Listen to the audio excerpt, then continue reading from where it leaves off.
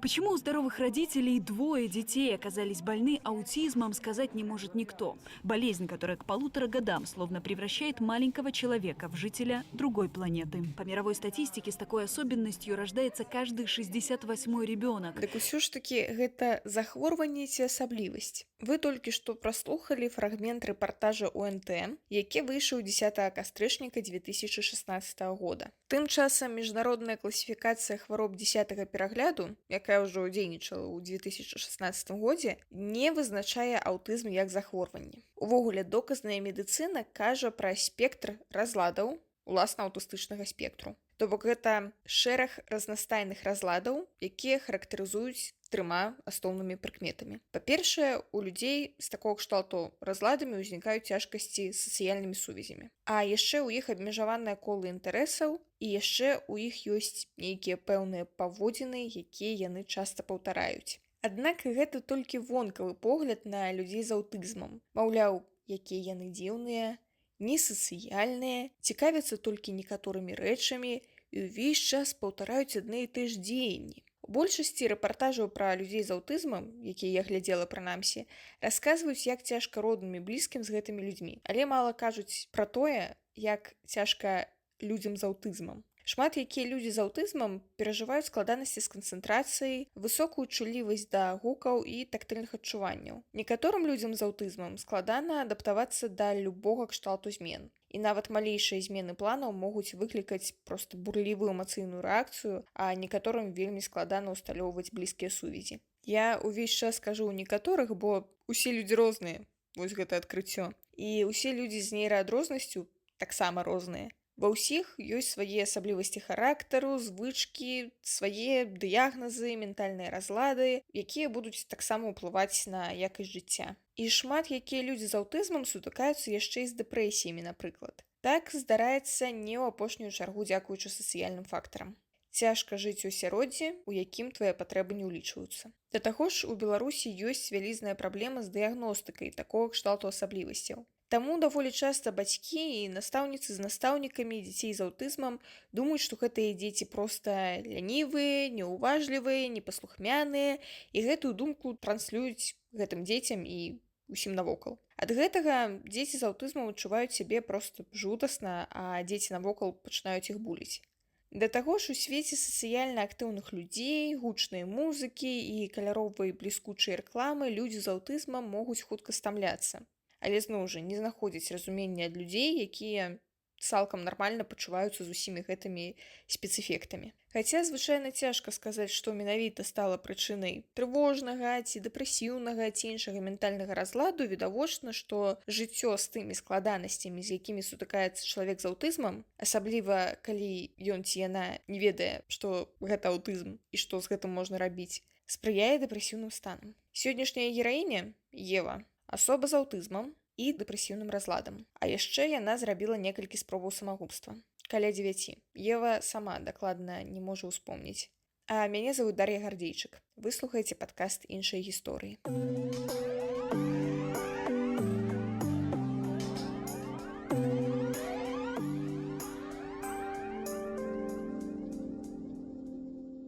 Маё сцэнічнае імя я сёння буду прадстаўляцца менавіта ім. Гэта Ева. Займеннікі, калі гэта важна, яны яе. Ідэнтыфікую сябе гендэрна-флюіднай персонай. Памятаеце, што значыць гендэрна-флюідная персона? Гэта персона, чыя гендэрная ідэнтычнасць ці самавыяўленне могуць змяняцца на працягу жыцця. Больш падрабязна мы пра гэта расказвалі ў гісторыі Полі. Спасылку на гэты выпуск вы знойдзеце ў апісанні. Я першапачаткова з Менска, зараз ужо амаль год, напэўна, жыву ў Вільні. Гэта амаль родны для мяне горад. Я напалову літувіска. Я бавіла вельмі шмат часу тут у дзяцінстве, нават збіраліся сям'ёй пераехаць, але вось не атрымалася. Я па факце проста вярнулася на другую радзіму. Да 8, напэўна, ці 9 гадоў я гадавалася ў поўнай сям'і. Потым бацька вымушана пакінуў Беларусь. Вярнуўся, напэўна, гады праз 1,5, і яны з маці развяліся. Далей я расла па факце з маці і малодшым братам. Я бы не сказала, што ў мяне дужа праблемная сям'я, але ў мяне было дастаткова траўматычнае дзяцінства. Бацька вельмі шмат піў, а маці намагалася цягнуць на сябе як бы і бацьку алкаголіка, і нас з братам, у нас з малым 4 гады розніца. Ну і плюс я праблем дадавала, таму што ў мяне быў поўны букет ментальных хваробаў, і відавочна я была дзіцёнкам, ну, максімальна няпростым. Мой ментальны стан, мне здаецца, ён заўсёды быў у нейкім мінусе, у такім разладзе, тому што першыя думкі пра смерць у мяне з'явіліся гадоў 5, напэўна. І гэта тыя эпізоды, якія я вось памятаю так урыўкамі, што я магла прыйсці да маці пасярод ночы, проста так сесці. Я вельмі часта не спала ўвогуле, у мяне хранічная бессань. Такая, лепей бы я не нараджалася. Я хацела бы памерці. Памятаю, што я вельмі рана пачала выбачацца, у прынцыпе, за сваё існаванне, за праблемы, якія я нібыта бы дастаўляла. Вось, напрыклад, я захварэла, маці праз мяне там ноч не спіць, я потым перад ёй выбачаюся, што вось праз мяне, лепей бы мяне ўвогуле не было, ад мяне адні праблемы. Але вось каб гэта прывівалася да мяне, што тыпу я праблемная, што там клапаціцца пра мяне гэта нейкі цяжар. Вось такого я не памятаю. Напэўна, мне гэта ніколі і не казалася, просто яно аднекуль з'явілася. Як маці рэагавала на заяву малой Евы, што яна не хоча жыць і ад яе адныя праблемы? Памятаю толькі адзін раз, калі бацька прыйшоў о 4 гадзіне раніцы п'яны. Ці то ён сам дабраўся, ці то яго міліцыянты прывялі, вось не памятаю дакладна. Я тады прыйшла да маці, а гэта было, ну, далёка не першы раз, гэта была дастаткова частая сітуацыя. Я кажу, лепей бы я не нараджалася, і маці заплакала і абняла мяне і пачала маліцца. Да псіхіатрыкі я дайшла дастаткова позна, таму што праз пэўныя трэнні ў сям'і ніхто не займаўся маім ментальным здароўем, асабліва калі я была падлеткай. Але ўсё дзяцінства, наколькі я памятаю збольшага па аповедах маці, я хадзіла па тэрапеўтах, каб мяне сацыялізаваць і каб выявіць, што са мной. Я 4-го года нараджэння, тэма аўтызма тады ўвогуле ледзь-ледзь падымалася, я бы сказала, не падымалася ўвогуле.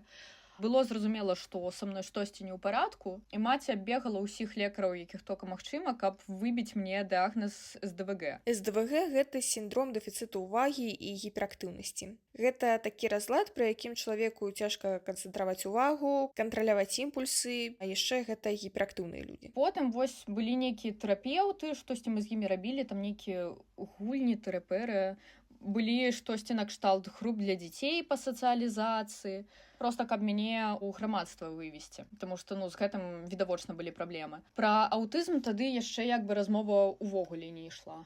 А ў свядомым узросце да тэрапеўткі я патрапіла, напэўна, гадоў у 16 толькі, таму што маці убачыла парэзы на маім целе ўпершыню ў жыцці, хаця на той момант я рэзала сябе ўжо досыць працяглы час.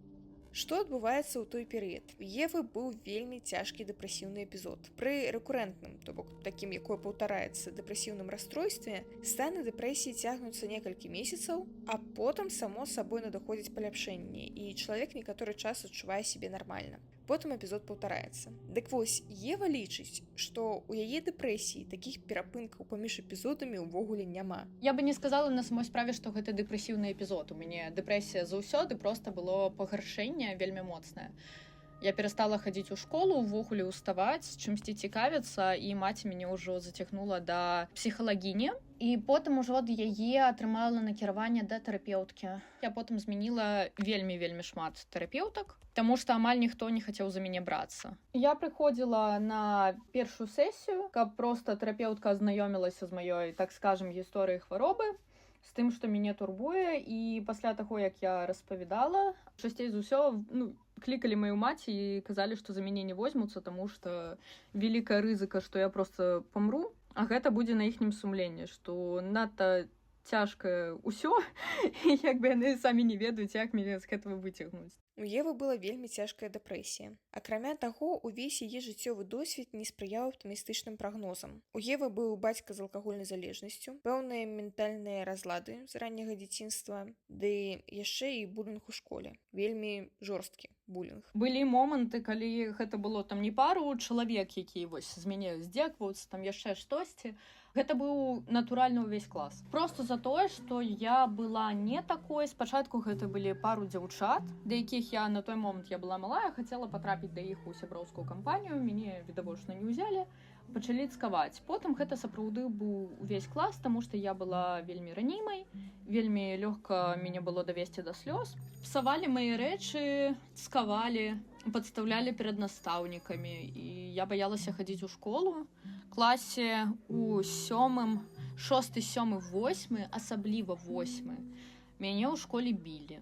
У 6 гэта я памятаю, збіраліся дзяўчаты за школай, і вось я выходзіла, яны мяне маглі падлавіць і там адпінаць, у нейкі калючы куст кінуць. Узімку хавалі мае пальчаткі і прымушалі мяне там ім ляпіць снежкі голымі рукамі. А я баялася сысці, таму што, я натуральна іх вельмі баялася. Я гэта вось усё рабіла, потым мне былі адмарожаныя рукі, і трэба было гэта неяк маці патлумачыць. Ну і плюс дзяцей правакавала тое, што я заўсёды была дастаткова дэпрэсіўнай. Раней казалі, што вось ты такая песімістка, з такімі ніхто не можа камунікаваць, а потым я зразумела, што на самой справе, у мяне проста дэпрэсія была. Ужо. Я ўжо тады хацела памерці, я памятаю, быў эпізод, аднакляснікі сцягнулі з маёй шафы ў школе асабісты дзённік. Там было напісана пра тое, што вось я лічу сябе нікчэмнасцю, што я бы на самой справе проста не існавала, я бы там пакончыла з сабой. Это быў клас 5-6. Дзяўчаты распавялі ўсяму класу, потым мяне відавочна зноў жа цкавалі. У 8 класе гэта ўжо быў адзін дакладны чалавек, за любое слово не так мяне білі пад калені. І вось тады гэта ўжо дайшло да бацькоў, таму што былі ссадзіны, былі гематомы на нагах, і вось тады ўжо пачаліся разборкі. Але што цікава, у гэта ўсё ніколі не ўмешваліся класныя кіраўнікі, настаўнікі. Усім было проста ўсё роўна, а з 1 па 4 я лічу, што настаўніцы менавіта і правакавалі траўлю. Мяне маглі высмеяць за нейкія праявы, як я ўжо зараз зразумела, што гэта былі праявы аўтызму, мяне маглі высмеяць перад усім класам. Это была класная кіраўніца. Колькі гадоў прайшло, я дагэтуль дзіка пакрыўджана, і я проста не разумею, чаму, за што да мяне так ставіліся. Быў нават момант, калі мяне пры настаўніцы аднаклясніца ударыла пад калена, я упала, відавочна пад калені, гэта балюча. Калі настаўніца звярнула ўвагу, гэта дзяўчынка сказала, што вы на яе ўвагі не звяртайце, у нас проста актрыска. А ў мяне тэатральны бэкграунд, я з 3 гадоў на сцэне расла.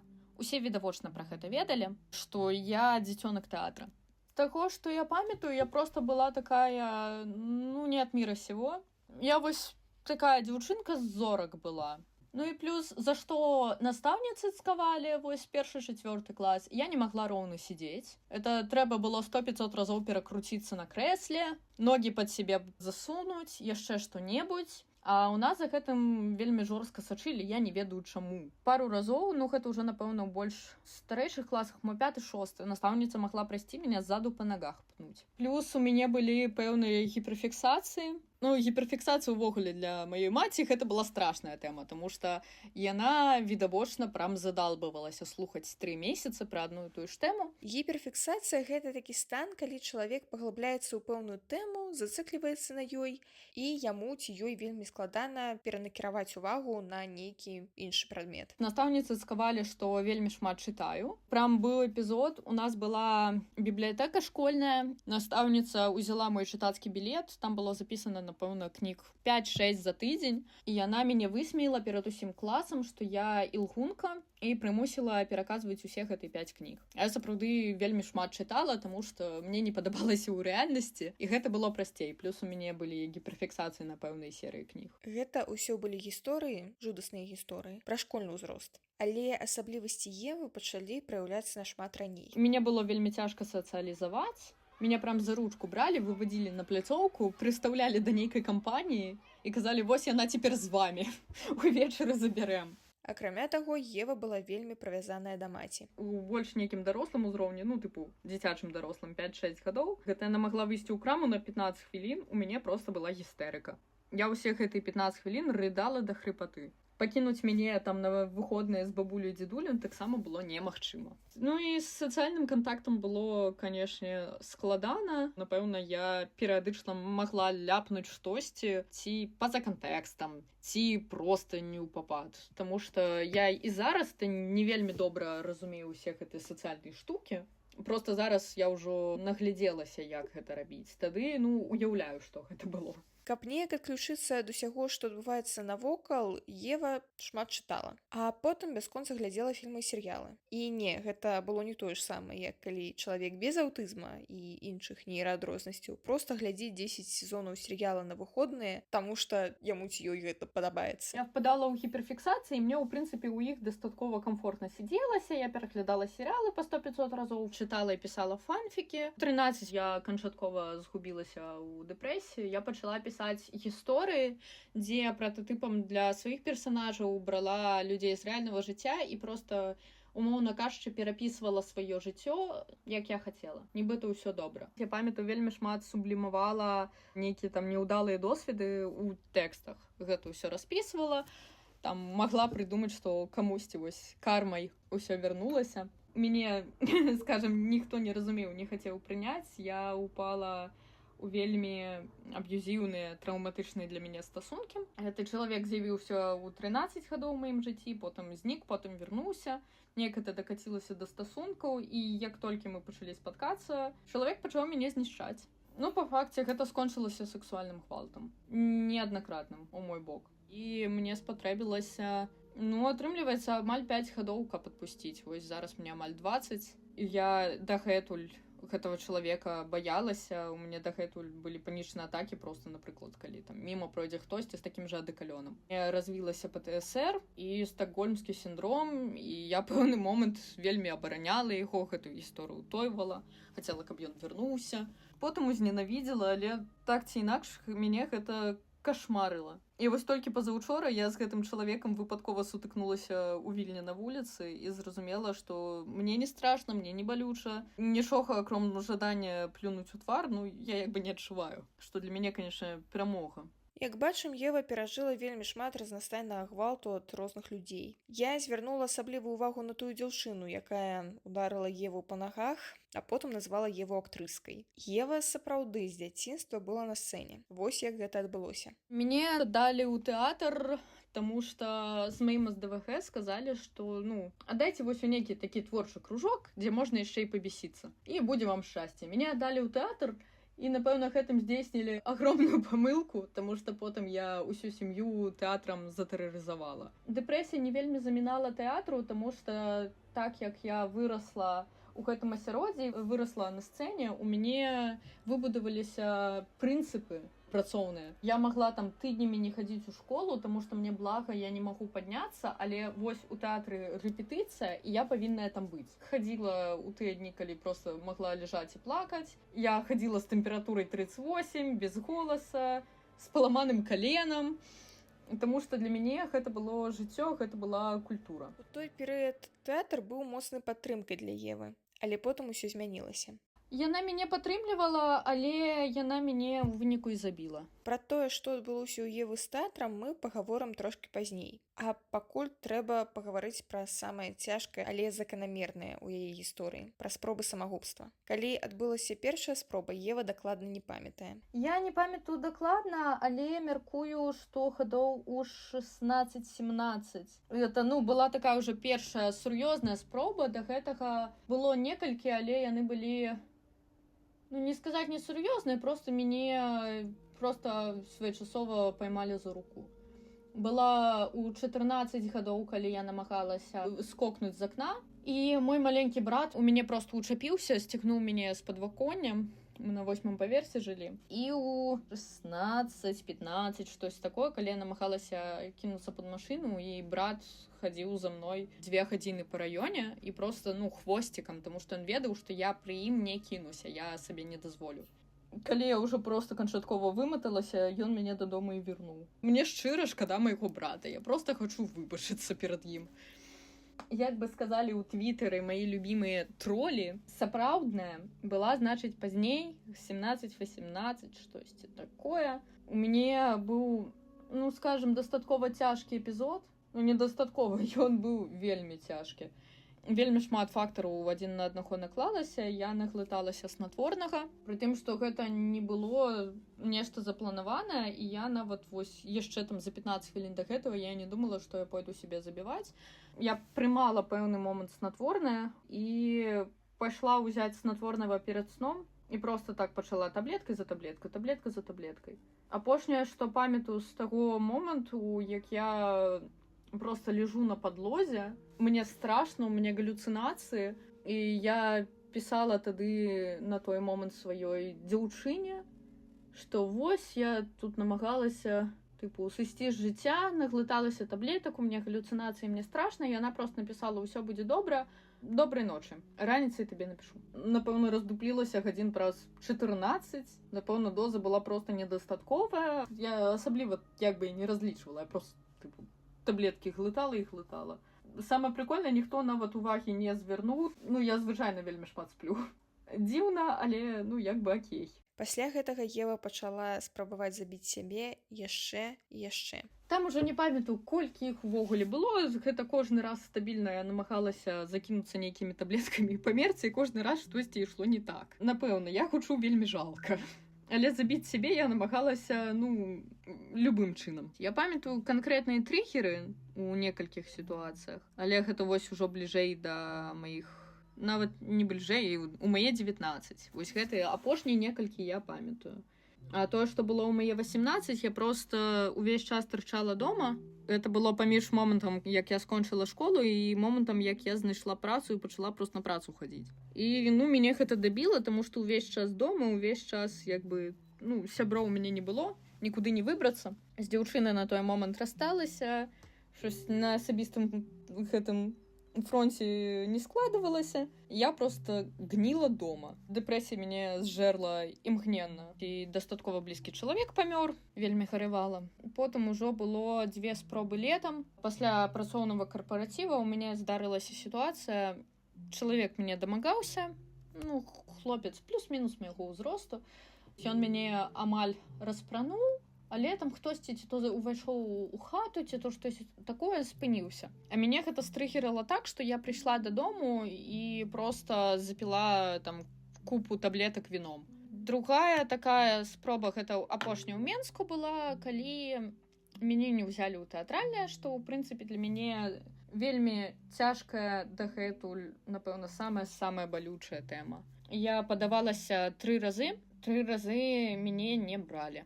Я гарэла гэтым усё жыццё, а потым я пачала звяртацца да рэжысёраў навучальных тэатраў, тых, у якіх я служыла. І адна з іх мне сказала просто, тыпу, ты недастатковая, а ў чым недастатковая не растлумачыла. А другая, яна была некалі рэжысёркай нейкага з менскіх тэатраў, сказала, што просто, ну, цябе не возьмуць, таму што ты сфармаваная асоба, а туды патрэбны вось людзі тыпажа пласцілін. Ну і плюс праз тое, што я аўтычная, у мяне былі праблемы з камунікацыяй нават на іспыце, я не заўсёды разумела просто, што ад мяне хочуць, таму што давалі занадта мала кантэксту. Я без кантэксту шасцей за ўсё просто не ўдупляю. 3 раз мяне не ўзялі, мы як бы ўжо і дамовіліся з маёй маці, што тыпу 3 раз апошні, а потым я, ну, перастаю займацца фігнёй, таму што я ж калі не паступіла першы раз, я вырашыла не вучыцца увогуле, не ісці ва ўнівер. І што пасля 3-го раза я здаюся і закрываю для сябе тэму тэатра.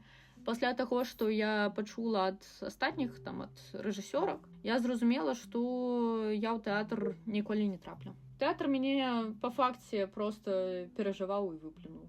Это так і засталося марай жыцця. Я не бачу сябе ні ў якой прафесіі, акром як на сцэне. І я ніколі ўжо не буду граць у тэатры. Тут мяне жыццё, канешне, утаптала ў бруд. Пасля 3 няўдалых спроб паступіць у тэатральнае, Ева абрала іншую спецыяльнасць. Рэжысёр і аператар кіно.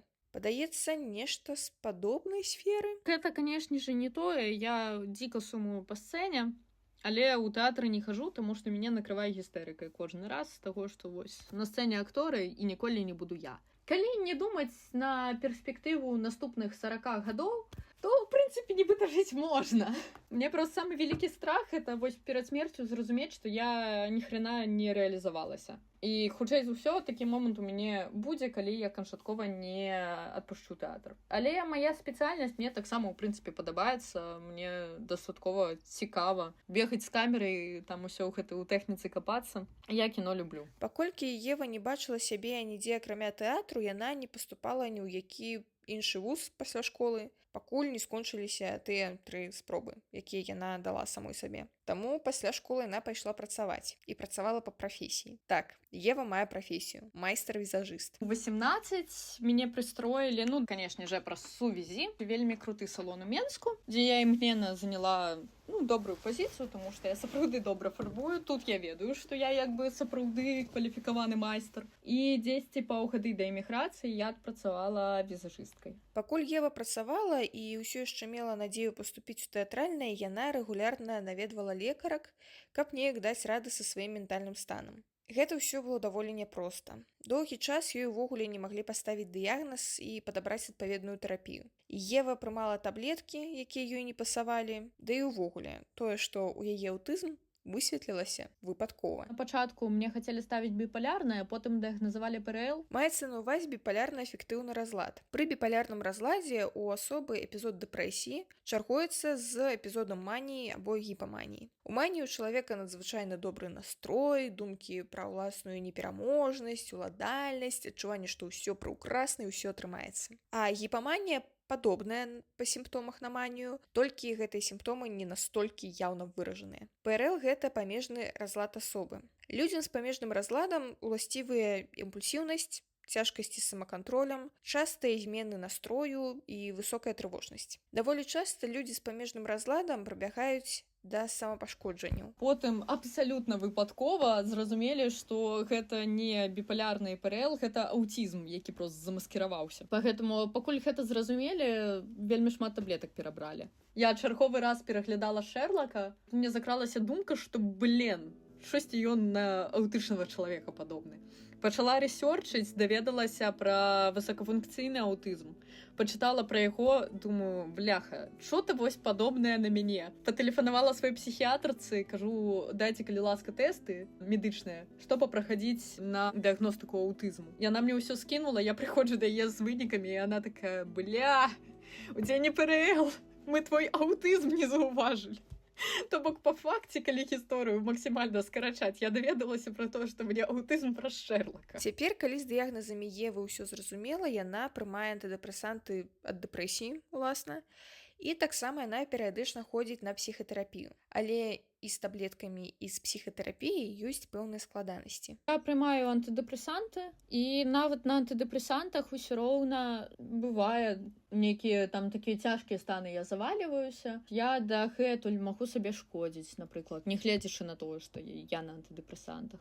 І гэта вельмі добра развеявае вось гэты міф пра тое, што гэта таблетачкі шчасця, тыпу прымаеш, і ў цябе ўсё круто. Гэта як бы дапамагае мне быць больш стабільнай, але так я дагэтуль магу сабе нашкодзіць, не гледзячы на тое, што я на таблетках. У мне было пару спробаў ужо ў эміграцыі, скажем, 2,5. Там трэцяя была такая дзіўнаватая. І гэта я была на вышэйшай дозе сваіх антыдэпрэсантаў. Я, прынамсі, не рыдаю па паўдні. І я хоць трошкі, але сплю, таму што раней я не спала, две прычыны. Па-першае, мая хранічная бесень, па-другое, тое, што я толькі выключала святло, я пачынала рыдаць так, што я проста задыхалася.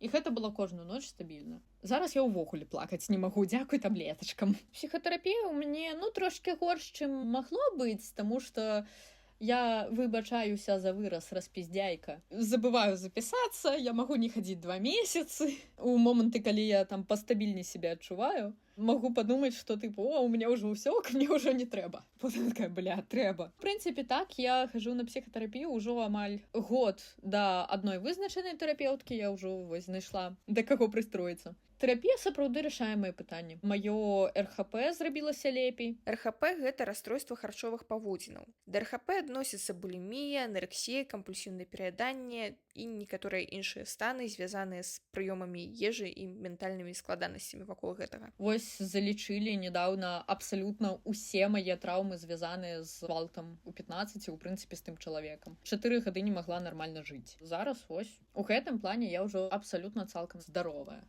У мяне ёсць улюбёнае пытанне, якое я часу да часу задаю тым, хто знаходзіцца ў працяглай тэрапіі. Якія інсайты вы вынеслі? І такое ж пытанне я задаю Еве. Людзі заўсёды будуць что-то пра цябе думаць, не заўсёды добрае, але якім чынам гэта цябе характарызуе. Ну і у мяне быў вось пунктик наконт таго, што мне вельмі шмат розных гадасцяў казалі. Мне булінг у школе і мой цудоўны першы ў жыцці былы забілі самаацэнку проста ў нуль. Я сябе не лічыла чалавекам вартага чалавечага стаўлення, і часцей за ўсё, калі да мяне ставіліся проста па-чалавецку, я пачынала рыдаць, таму што я не прывыкла. Потым я зразумела, што тое, што пра мяне думаюць людзі, і тое, як яны сябе паводзяць у дачыненні да мяне ці ў кантэксце ўзаемадзеянняў са мной, мяне не характарызуе абсалютна ніякім бокам. Іхняя ненавісць, іхнія праблемы. Я-то тут пры чым? Калі на меркаванне людзей навокал сапраўды можна забіць, то ад меркавання інстытуцыі мы, на жаль, нікуды не дзенемся. Са школы памятаю, як нам расказвалі настаўнікі і настаўніцы, што падлеткаў пасля няўдалых спроб самагубства ставяць на ўлік. Цікава, які досвед у Евы ў сэнсе ўзаемадзеяння з беларускай дзяржавай пасля яе спроб і тым самым улікам. Я просто не траплялася і намагалася ўсё абставіць так, каб калі атрымаецца, то як бы ўжо атрымаецца, ўжо будзе пофіг. Тыпу, прабачце, памерлага ніхто не паставіць. А калі не атрымаецца, то каб гэта прайшло максімальна ціха, мяне нікуды не адвозілі. Праз тое, што я была, і застаюся ментальна хворай, у мяне калісьці было атачэнне такое ж ментальна хворае. Зараз я ўжо, канешне, іншых людзей абіраю. І я наглядзелася рознага, і як людзей упікалі ў навінкі, і яшчэ што, я вырашыла, што мне вось такого не трэба. І я, так хітрее да ўсяго, канешне, ставілася. Але, відавочна, калі чалавека у нас, наколькі я ведаю, ратуюць пасля спробы самазагубства, ён кладзецца ў лякарню. У мяне, чалавек у жыцці быў, дзяўчына ускрыла вены, трапіла ў рэанімацыю, з рэанімацыі адразу не заязджаючы з рэчамі ў навінкі. З таго, што я чула, гэта вельмі розныя водгукі. Хтосьці кажа, што рэальна мозг вправілі, дапамаглі, хтосьці кажа, што гэта быў кашмар, да ложкаў прывязвалі, ставіліся проста як да жывёлаў, і ні ў коім разе туды не кладзіся. Не першы раз заўважаю, што на псіхіятрычныя шпіталі ў Беларусі вельмі розныя водгукі. Напрыклад, пра Гродзенскі цэнтр псіхіятрыі і наркалогіі я чула і вельмі станоўчыя, і вельмі адмоўныя водгукі. Дапускаю, што гэта залежыць ад чалавечага фактару, якое менавіта гэта было аддзяленне,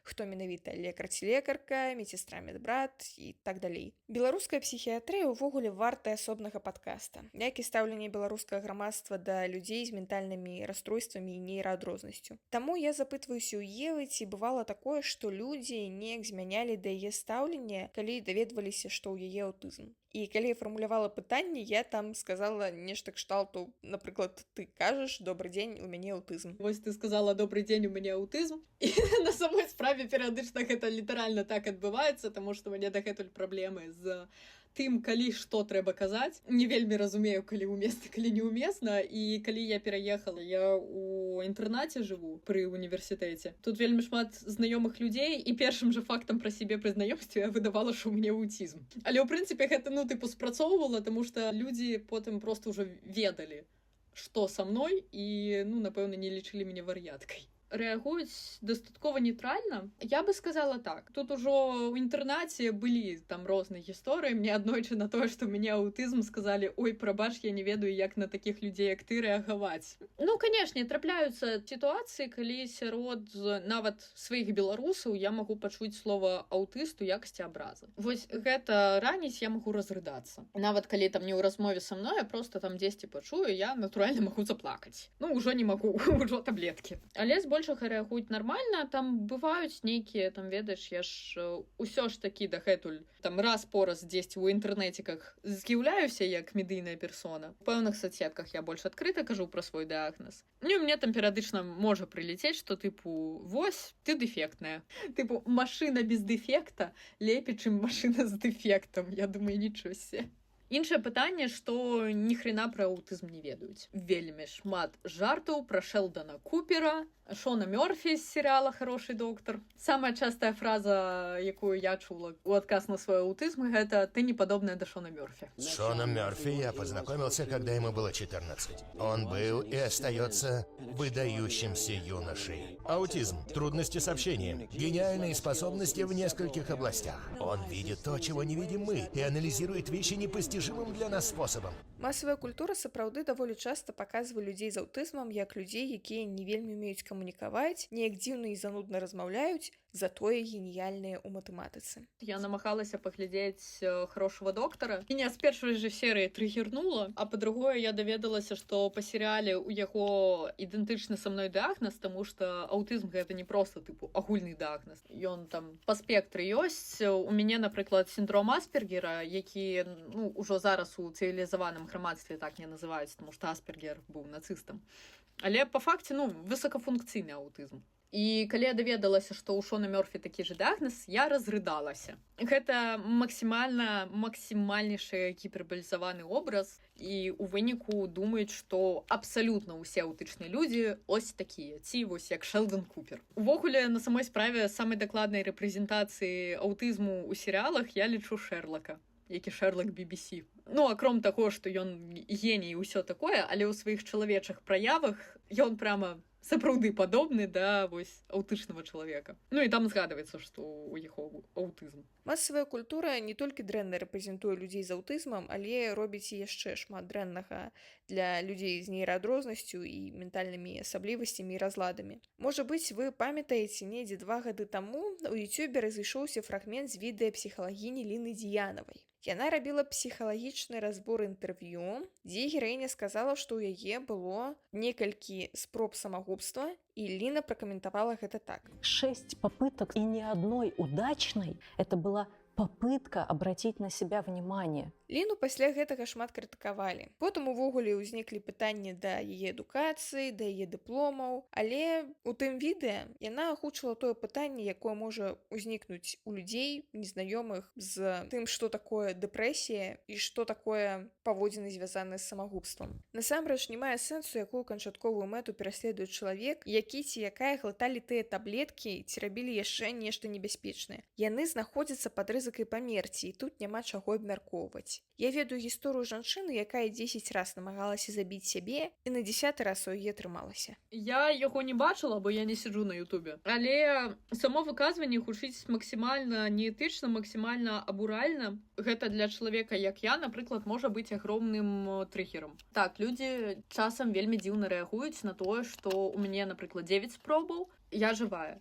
Перыядычна мне прилетае... 3 месяцы таму у Евы была апошняя спроба самагубства. Пра сітуацыю, праз якую Ева хацела памерці, яна пісала ў сваіх сацыяльных сетках, і некаторыя каментары былі наступнага зместу. І мне стабільна пад кожным маім пастом прыходзіў чалавечак, які пісаў тыпу «Шо ты ныеш? Ідзі себе забей». І калі я напісала развітальны пост, вось што мяне вельмі здзівіла, гэта наша беларускае кам'юніці, якое пачало мяне шукаць, знайшлі маё сапраўднае імя і сапраўднае прозвішча, хаця, сапраўднае прозвішча маё ўвогуле людзі не ведаюць. Знайшлі, дзе я жыву, мне напісалі вядомыя беларусы, і я была ў шоку. Пад кожным такім пастом і дагэтуль прыходзіць адзін чалавечак, які такі тыпу «А чо ты не здохла? Усе чакалі зрелищ». Я не ведаю, ці была бы гэтая спроба, калі бы не гэтыя каментары. Магчыма, ўсё роўна была бы. Тады я толькі замацавалася ў сваёй думцы, што ўжо нефіг жыць. Апошняя спроба мела вялікія шансы скончыцца смерцю Евы, але яе ўратавала сяброўка. Здарылася гэта так. Гэта мяне паўнепрытомную у крывішчы і з ножом знайшла сяброўка у маім пакоі, перацягнула да сябе ў пакой і там і заперла. Дні 3-4 я існавала там, мяне не выпускалі з пакою увогуле, тыпу нават у краму, просто каб я не кінулася пад машыну, напрыклад. Тым часам уся дыяспара віленскіх беларусаў і беларусак шукалі Еву пасля такого развітальнага паста. Аказалася, што яна была ў суседнім ад свайго пакоя, дзе яе ўтрымлівала сяброўка.